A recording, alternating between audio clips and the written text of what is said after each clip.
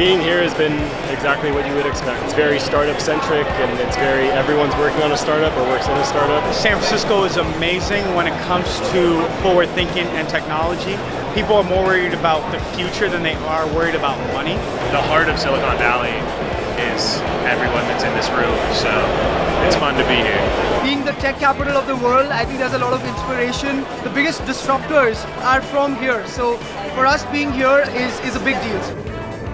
Well, I grew up in Silicon Valley, and so I was always surrounded by Googles, Apples, Facebooks, and so I've always had sort of the entrepreneurial spirit. And so me and Casey are here trying to start our very first company. The company is called Localize, which is basically on-demand tour guides.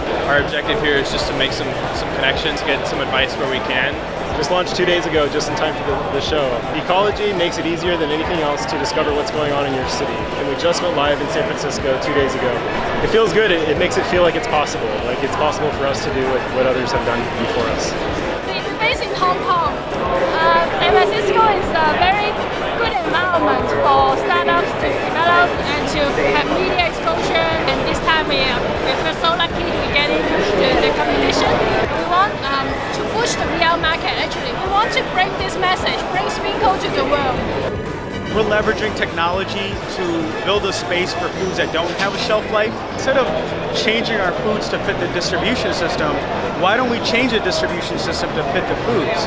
We're going to use the same weapon a lot of the soda companies have used, which is convenience through vending, and we're going to use that for much healthier products. We're from India, New Delhi. We're here to unveil the brand for the first time. So we're bringing a revolution to the health and fitness industry by means of artificial intelligence and with the help of fitness wearables. The best thing is that people are coming up to us and saying that you guys are doing a brilliant job, and it means a lot to us to get this kind of feedback. And of course, it's good to really meet up with them and have that interaction. This whole process was described to me as the Silicon Valley game, and it's just problems on top of problems, and every time you solve a problem, you're getting closer to that big exit that everyone dreams about. You don't think you're going to end up a unicorn, but it happens to people. Think about yourself as like a frog hopping from leaf to leaf.